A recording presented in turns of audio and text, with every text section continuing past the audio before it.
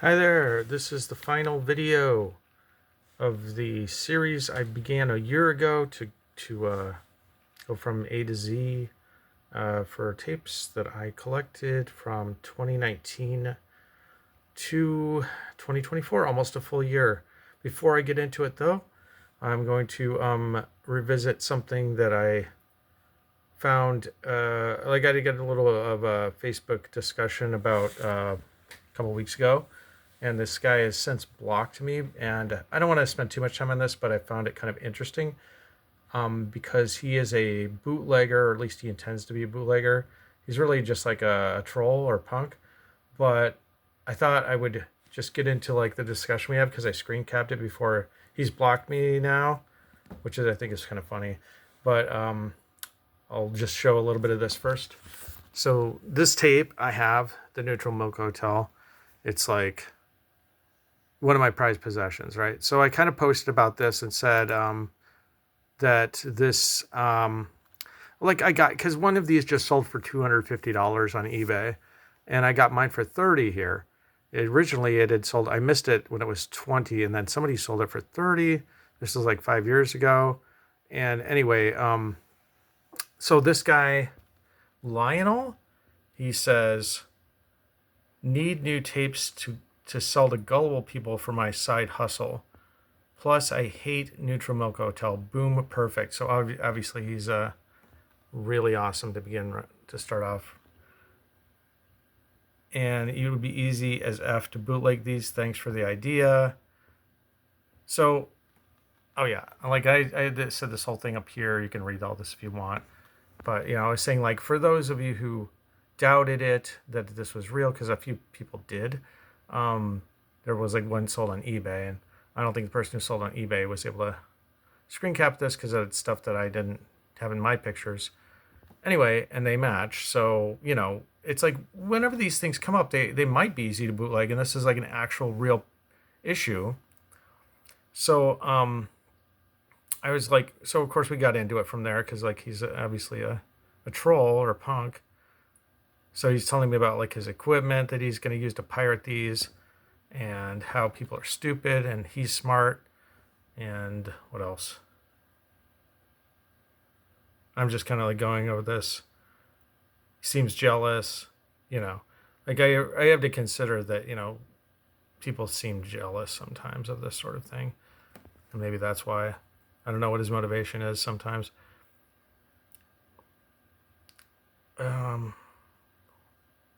That's right, yeah. So he's saying that he's like a noted pirate from the 90s, Slim is what he said. And he's saying that, but then I just said, like, also looks like I gave him the idea to do bootlegs or something. Or he's never thought of it since the 90s to do these like valuable ones. It's really hard to believe. But he claims that he never, like, I gave him the idea to bootleg these. But he's done it, and then this is his like supposed equipment that he uses. Oh, he got the idea to bootleg this one. Sure. Whatever you say. Yeah, blah, blah, blah.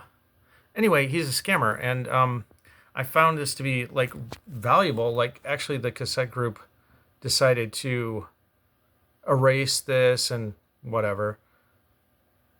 I'm just looking at it. Generic, very simple. And another one, he asked me if I could send him high resolution things to make it easier for him to rip people off.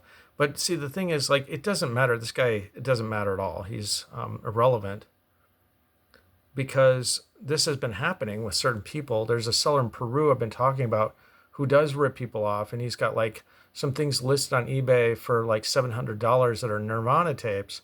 I think in Peru and southeastern countries like this, you can actually do this pretty easily, where you would rip people off with fakes. Because the guy I'm talking about in Peru used to go by the name, what was it? This also, like, if you want to read this stuff, he's going through like stuff he supposedly did. His name is Lionel, or that might be his name. See, that's the thing. People like this, they are dishonest and they think other people are stupid. So, but then it's like, why? I don't know why the mods allow this or allow him to be on the site, because like, this is the future if we're not really careful about this stuff. I'm sorry, I forgot what I was talking about before about the the guy from Peru, right?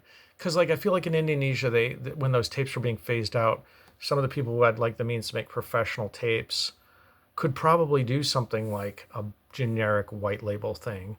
And how would you know the difference if they match the font well enough? So, and then there was like No Life Till Leather, which was a Metallica album. That was the same kind of problem where, there was like a guy selling like tape after tape of these, and they were going for like $200 every time. People were just gullible enough to buy them. And I was trying to like put a stop to it somehow, but I can't do anything about it. I'm not worried about any of my tapes being fake because I kind of look for certain things. And I have most of the things I wanted now, like most of the things I've ever wanted, I've got now because I've been collecting so long. And so I really doubt that like anything I have is fake, and I look for certain people are really good because certain people, you look at like the location they're selling from, what else they're selling. Bric-a-brac type people sell a lot of different things, are actually really good because it's unlikely they would fake some random thing. Now they could have been scammed by somebody else, and that's a major issue with like these Nirvana tapes, for example. It's not necessarily that they are scamming, but they might want to buy it and flip it and just add like double the value or something. And that's a problem. But anyway, then there was this guy. I remember this guy. I forget what his name is, but I wanted to share him because he was somebody who insulted all tape collectors. He said like, I don't know why people want to buy this, but they do.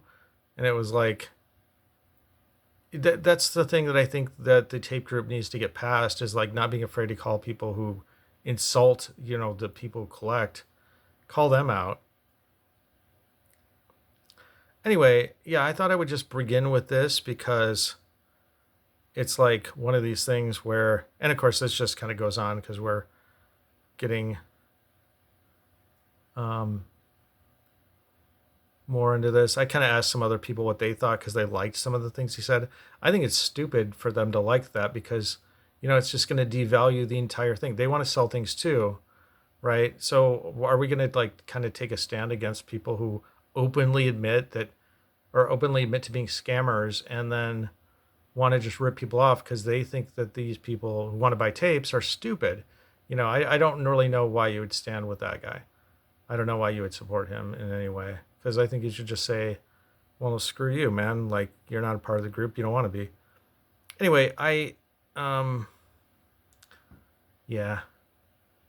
Oh, and then he gets into like the difference between fake tapes and like somebody bootlegging. The difference being like, I just bought a whole bunch of like these Nirvana tapes from Russia. Yeah, they're not, if that's the kind of tape piracy we're talking about, then that's fine. And I mean, I actually have a bunch of tapes like this, but I do not, want a bunch of like people that are scamming and like pretending like it's some really valuable thing. Obviously, there are people who bootleg tapes and make weird stuff, and that's all fine. That's obviously not what I'm talking about. So yeah, no need to get that mixed up. Okay, and now we can start on with the final letter Z's. I've got a matter of, speaking of like the kind of white labels I'm talking about, like how hard would it be to make a fake version of this? You just need to be able to have, the tape is the trickier part. You need to be able to print onto the tape and have the tape look right. Sometimes like there'll be a certain kind of tape, like the Tool, they made a lot of fakes of the Tool demo, whatever that was called, I forget, like 03, whatever. But you can tell that it's a real version because of the kind of tape that's used in those sort of, it says made in the USA on it, and it's got a certain like type of tape, and that would be harder to fake. Anyway, I'm just showing you this because it's just a white label with black printing. Yeah, I guess in my case, like I've got all the major ones that I want, would really want, and so I'm not so concerned about getting ripped off myself. I'm mostly saying this for the benefit of other people, and I think we need to start on the group, start like just calling out, like, hey, that might not be a real tape. If you bought it from this person, especially. They're being shadowy about the whole thing. Lionel is. He blocked me, and then he said, well, this is only one of my accounts, and never, he's just like, that's poison to the group. And anyway, I'm done with it. But I'm wondering if it's just jealousy. So Scott Apple, Nine of Swords, this is a person who basically is a huge Nick Drake fan. He's not of the same talent of Nick Drake, but he is kind of like a worthy person to carry on Nick Drake's legacy because, well, first of all, he's like a really good singer and guitarist, acoustic guitarist. And he got in touch with Nick Drake's like mom, I think, and got a bunch of Nick Drake's unreleased songs. And so this Nine of Swords album has a few Nick Drake songs that were never released that he learned and figured out. So it's the closest you're going to get to hearing Nick Drake songs. The new Ariel Pink Thrash and Burn, boy, I got some things to say about this too. Because I think, I've got an original of this, which I showed under my first letter, A's. So this has come full circle now. And at the time I thought like, oh, is this Ariel Pink's girlfriend on the cover? I don't know. She's like got a sort of look to her. And it's just an interesting looking picture. So I wondered, everybody's wondering what the story is here. Turns out there's no story at all. She's some professor. They found the photo. The people who produced this album found a random photo of her because they knew her, took her like a photo that was kind of candid somewhere, like, hey, and she looks up and they take the picture. So it couldn't be more random. But what she did, now that she's a professor of media art, was to take this album and then a whole bunch of Ariel Pink albums and make an Ariel Stinks the gallery show where she does like a whole bunch of Ariel Pink in kind of unflattering, sort of, uglier looking things, which is basically exactly what he deserves, which is just fine. It's like, it's all good. By the way, he's a huge Trump supporter, which is bizarre. And Biden just totally biffed on the debate tonight, and I'm predicting that Trump is going to be our next president again. So have fun, everybody, and I will too, with the idea that, we're going to have Donald Trump, a convicted criminal, and kind of like the end of the United States as we know it. So anyway, I don't know how many people feel about that. It really is the end of the United States as we know. We never had a convicted criminal. He's going to like pardon himself. Anyway, there's another Thrash and Burn is this, and then there's the other bootlegs. I still have to get that one. Yeah, like I was really interested because like you look at that Thrash and Burn and you think like, are they a couple? That looks like they could be a couple, and then you find out it's completely not the case. Anyway, John Barry, he did, this is a pre Dances with Wolves thing. It sounds like, it's like 84, but it sounds a little bit like it's got a bit of Dances with Wolves melodies in it. That's a great soundtrack, by the way. He's a British guy, so he's never, I don't know if he's ever even been to the western part of the United States, but it sounds like he has.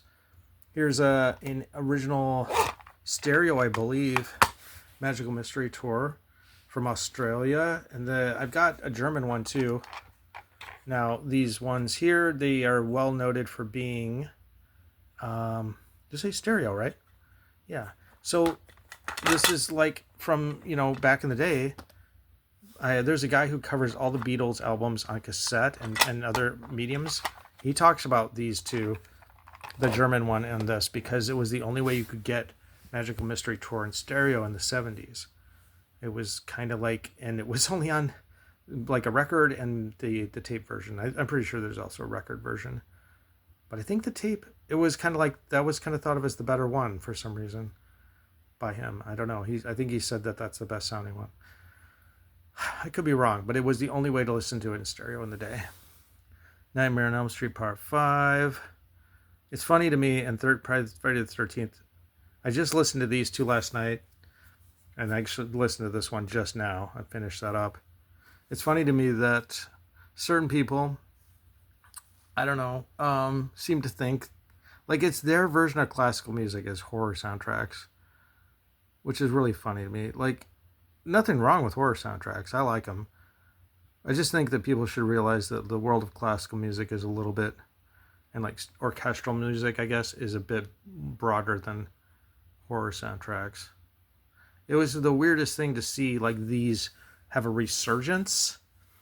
Something like this, the Nightmare on Elm Street stuff, or Halloween under a very Sarah Bond label, would have been like 25 cents at best back like 20 years ago. Nobody cared about it. Nobody gave a damn. Now they're like $100 a piece or something. You know, it's like pretty weird. Like I feel like that John guy who has the largest tape collection in the world, this is one of the things he's into, but he's one of the people that doesn't like get into the music aspect of it. He wants like the actors to sign the tape or something. He just doesn't know very much about music, but he might have had some like, I'm trying to figure what is the cause. I think it's maybe the punk and metal collectors also like this stuff, and yeah. But I've been a little bit baffled about it. But I've been trying to collect them anyway, just because if I can find a good deal on them, I will get them. In this case, these were like 15 each, and now people are trying to sell them for 50 each. So when that happens, you got to get them. The final Steve Halpern. I think I may have already posted these, but I haven't read the liner notes yet. But it's like, here, I haven't read these liner notes yet, so this is kind of a promissory note that I will do so. By including them in this part of the collection, I will certainly do so. The Incredible String Band, Changing Horses. Oh, it's such a good band, such a kind of underrated band in a way. You know, I don't think this was a highly reviewed album. I don't think it is considered to be great compared to Hangman's Daughter or whatever, but I really like them. There's something about them, like where they're like, it's like a hippie English British commune, and it's like they're all really going for it. Whatever they're doing, they're like into whatever they're doing 100%. So I definitely appreciate it. A Jarre soundtrack. Now, I can't remember when this one is from or anything about it. I think it's rather dull, repetitive, but of course, I love the Dead Poets Society soundtrack. I think it's really, really good. I mean, it's sort of a... Oh, the what? What do you call that thing? Oboe, bassoon? No, the bagpipes. Sounds like a sort of Scottish bagpipe theme that he uses, but then he plays it on hammered dulcimer, and it's... I don't know. It really... It's so sad. It's so melancholy. So I love those sort of things. I love the feeling that it gives me, just of sadness. It's kind of, it ends up being a sad movie anyway, but it's even if nobody had killed themselves, or I shouldn't say that, ended their existence. You can't say that on YouTube. I could get caught. Well, hopefully my video will remain anyway. Anyway, even if nothing bad had happened in the movie, it would still have the feel. Even if it was totally happy, it would still have this feeling of morbidity to it. The same with Miyazaki movies. The Jerky Boys thing I just listened to. We've got all the answers. It's just answering machines. Those are pretty fun. This was a promo given out to, if you got something or other, but it just has some answering machine things. Not that big of a deal. It's like 3 minutes long. King Crimson in the Wake of Poseidon, the Snapcase version. I just needed this one. I think I mentioned that I got Court of the Crimson King and a few others, but this was cheap, $10. So I figured, yeah, okay, great. Speaking of cheap, this like just sold on eBay for $150, but I got mine for $20 just before then. Yep. Nobody watches this video, but if you do, I'm going to give you a little bit of advice. you know, eBay is probably not what you want. eBay is full of people who don't know about Discogs, and don't know about Bandcamp, and don't know about Facebook groups where you can find stuff like this and trade for things that are just as great for way less money. This is the new RATJ from 2024. Just came out on Bandcamp. Well, somebody's trying to sell on Discogs for more than eBay for $50, but you can just find it on Bandcamp for $15. That's what I'm saying. That's the way to go. Don't get ripped off. Lydia Lunch. This was actually pretty interesting. Like Lydia Lunch, you know, she's interviewed by Nardwuar. If you know that, she comes off terrible in the interview. Like Nardwuar's got her number, you know, just like he had Sonic Youth's number. He doesn't go in there with an agenda, but if you treat him, like if you bully him at all, you'll never live it down. I don't think Lydia Lunch will ever live it down. But the thing is, he starts off like, and she's just like trying to be cool and trying to be like, I'm too cool for you. And like Nardwuar knows, like he comes off like a total dork and stuff, but he does his research and he asks a whole bunch of questions. And like near the end of it, she's like, how did you know about this or that? And he's like, he knows, he does his research, and he brings like stuff for her, which I don't know she cared about. But she had to have some begrudging respect for him by the end of the interview, just because of how much he knew about her, how much research he'd done. Oh, but the album itself, yeah, this is from 79 or something. It's actually pretty good in a way, and it's like, it's kind of impressive because she's got like sort of a jazz orchestra thing going on, and it's like, oh, you thought I was just like a punk or something, but really, there's some kind of good musical moments on this, which is kind of great. Maybe they're not. It's not like Ella Fitzgerald or anything, but it's kind of surprising to hear Lydia Lunch like singing it like jazz or in front of a jazz orchestra. There's two. I listened to that just now. The Big Bang is the best of the MC5. I kind of feel like some of these like less famous ones are probably safe from bootlegging because they're not as big of a deal. You know, nobody's going to charge a big wazoo for them. You mostly have to get the ones that are really rare, like now, before they start getting crazy bootlegged. I got a copy of Pavement, Shutdown Offers for $40. Kind of pricey, really, honestly, but I was like, all right, I just wanted it. This is my friend Charlie's thing. He does Tapehead City. I haven't heard too much from Tapehead City for a while.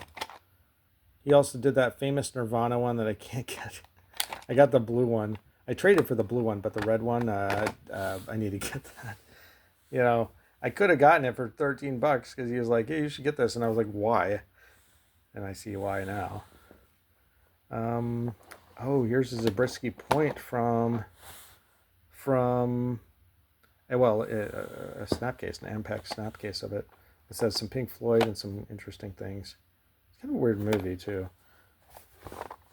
And two more versions, a red version and a remix, or re-released, that's what it is, version. Dweezil Zappa, it's like a promo version. And then here we get to the Frank Zappa section. I think everybody's been waiting for this, of course, right? Why wouldn't you be? This is Freak Out Club Snapcase version. Sounded awesome. We're only in it for the money. British. Maybe I'll show one of these two, I guess. Actually, I'll show this one, I guess. Mother Mania. Verve. Mother Mania. And the Bleep of the Mothers is the other weird Verve release that you can get. 69. I don't know if the tape is made in 69, but it's from Britain. Got the American version, the Snapcase version too. That Burnt Weenie Sandwich sounded good, considering it's very old Warner Brothers tape. Yeah. Hot Rats, I believe that's the British version there too. Okay, here we go. Chunga's Revenge, and it's the Indonesian Raiko version. This was never released on, as far as I know, in America on cassette. I remember going to a record store, and what was it? I think Absolutely Free, or We're Only in it for the Money on Raiko. Well, there's one they didn't put on Ryko, but then there's one they did. But I got that back in '95 for like $10, and it was one of the ones I bought new, I think.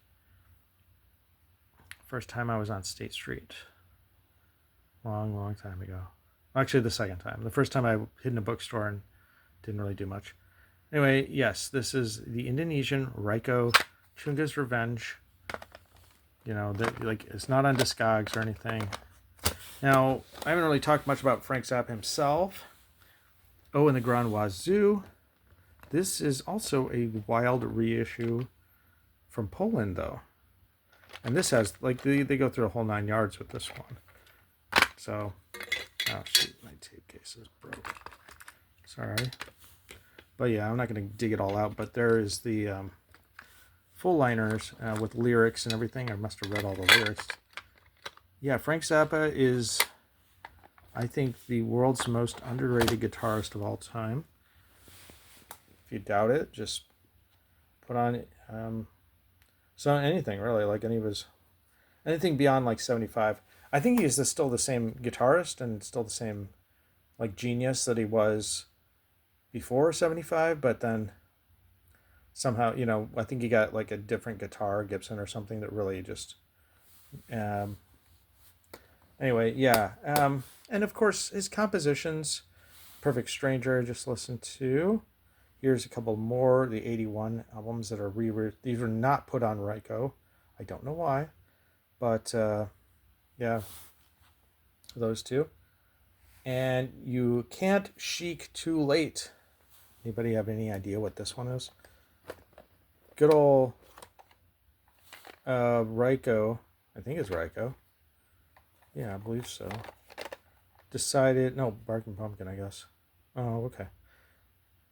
Put like the 3 albums and made this sort of weird little promo thing in '91, and they called it You Can't Chic Too Late, which is too late to save the drowning witch, and you can't chic your booty or something. That stuff, but I don't know, whatever. I was going to say, though, his music, well, at times it's been accused of being too comedy music, you know, but of course it's much more than that. And of course, like his innovations with rock and like combining a sort of jazz, rock, orchestral all together into one kind of ensemble that was dynamic and could play all these different styles and all these time signatures and do all these things, was really unprecedented for its time. And really there's been very little since then. I think, I don't know, you could count a few bands, but they're usually more into being bands. There's nobody like singular person that's kind of tried to do or anything like that since. It can be a little cartoonish, and I feel like, I think I'll probably say something about this when we get to the Zombies. Just comparing like 2 bands that start with Z's. And anyway, let's talk though about Volume 3, Disc 1 and 2, Volume 5, and Volume 6, 1 and 2 of You Can't Do That on Stage Anymore. These are, you know, Ryko things. They were not released. These are the ones that were released on CD, but not on tape. Here's the advanced tape version. Heck yeah. I mean, those are, well, they're like prized possessions, really. They're awesome. I mean, I think I might still have one left to get. But let's see. 2 and 4 were released anyway, so that leaves 1. And The Best Band You've Never Heard in Your Life, Volumes 1 and 2 as well, promo version, XDR, Barking Pumpkin. It's very nice.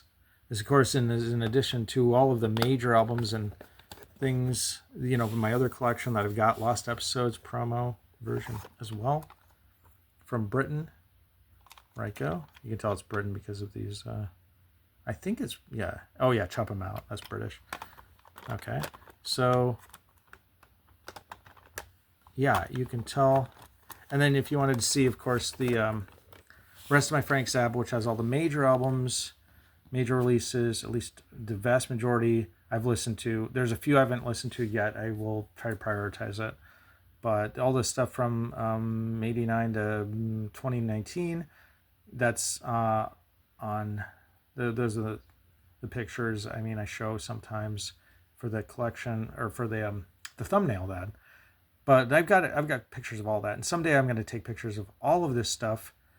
Okay, I've got more Zendig Farm as well. I got to say a little bit about this in the last 5 minutes of my time left. Now, this one, I'm pretty sure it's this one. Now Zendig is like an old creep who, he's a pervert who, I don't like him as a person. I think that anybody like wanting to live on his farm under his rules is a chump. And like, I feel sorry for the women who he made did have to do things for him in order to live there or whatever. I mean, I hate him. You know, he's a jerk. But I got to say, this album, though, is really good. I don't think Zendig himself is on this album. He didn't invent improvisational music either. He claims he did. But yeah, but this album is actually really good. I don't really care for the libertarian viewpoints that much on it, but whatever. I think these other ones are all right. We the Poet, like that one might have been silly. I think maybe, or was it We the Poet that was really good? Gosh. Well, oh, maybe it was We the Poet that was really good. There's one of these, okay, where they claim that the entire album was improvised, and if that's true, that's actually really impressive. Unfortunately, I can't remember which one it is. It's one of these two. I thought this was really good. I think maybe it's this one that I really liked. That was like, okay. Like if they'd done more like that, then Zendig would have been like known for something other than being a creep. The Last Samurai, that's a Tom Cruise soundtrack. I don't remember what was on it. Oh, it's by probably that guy that starts with Z. Zimmer, right? Zane. It makes sense that it'd be somebody who starts with Z. Cosmic Sounds, that's the Zodiac. Technically, that does start with Z, but it's actually that guy, Garson. This is one of Mort Garson's early ones. Cosmic Sounds, the Zodiac. Zola Jesus, she's from Madison, actually. We tried to go to her show, but it was like $15, and we said, nah, it's too expensive. But I think she played at my old house, so she's all right. This Zombie was okay. The Zombies, well, that's a good one. This was really enjoyable. It had all of Odyssey and Oracle on the back, which I hadn't heard in a long, long time. And it played wonderful for being how old it is. And that always makes me happy. I was going to say, like, I don't think Frank Zappa could write. He wouldn't want to. But I think there's really something to be said for this kind of music by, like, you know, who write ballads and basic sort of things like that reach out to people. Or John Lennon or anybody like that who can write a good, you know, catchy song or a ballady song. And I feel like, yeah, as much as clever as Frank Zappa is and as much of a genius as he is, he kind of does lack that in his music. And I think that's the one thing. He doesn't want to do that music, but I really appreciate the people who do. And Zombies are one of them. Otherwise, I got John Zorn here. Zwan, which actually was okay. It wasn't as bad as I thought it'd be. And then a few things in a language that I can't read. And finally, this is new to me. It's not a tape, but I wanted to share it. It's like a box.